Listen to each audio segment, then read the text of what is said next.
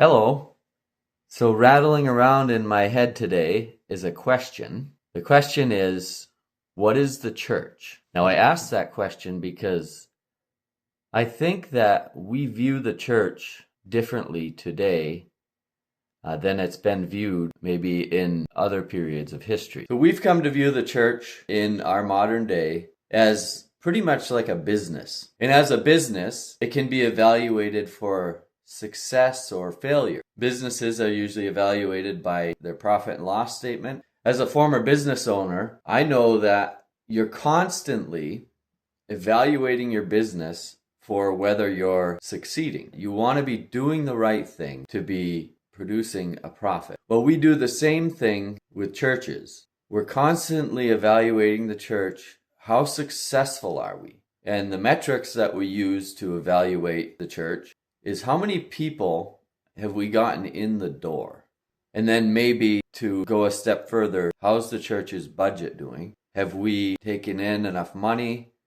Are we doing well as a church? If attendance drops and collections drop, that's an alarming sign for the church, and it's a sign that maybe the church is failing. We evaluate it like a business. We're constantly looking for what works. We're very utilitarians, and we place value on the thing that works. So if a church has found a way to fill their church, if they have the right strategies and methods at play to fill the church up, if they've marketed it properly and all that, then that can be said to be a successful church. And everyone else is trying to get to that point. The problem is, that's not what the New Testament tells us about church. Nowhere in the New Testament are we told you need to go and fill your church up, and you need to measure how successful you are by how full your church is, and how big your budget is, and what your methods are for getting people in the doors of your church.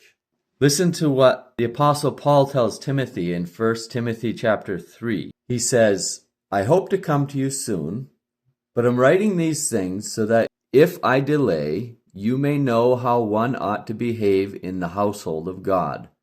And now listen here. He tells what the household of God is. He says, which is the church of the living God, a pillar and buttress of the truth. It says, great indeed, we confess, is the mystery of godliness. He was manifested in the flesh, vindicated by the Spirit, seen by angels, proclaimed among the nations, believed on in the world, taken up into glory.